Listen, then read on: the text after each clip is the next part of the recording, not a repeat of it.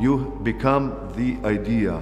You are not detached from the idea. You actually become the idea itself. It's not that we consider ourselves artists. We consider ourselves much more as un-artists.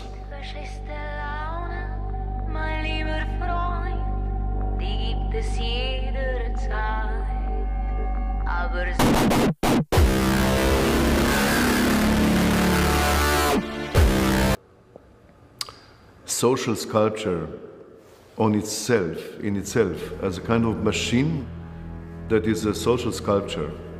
That's how we saw Laibach. And that's how Laibach it is nowadays still. It's a collective machine, anonymous machine. This is exactly what we wanted to do. Everybody can be basically Laibach. Nowadays, there are so many people involved and everybody is so producing music in this machinery, even entertaining music, you know, rock music, pop music, whatever you call it. We saw it as something who is actually coming out from the militant music.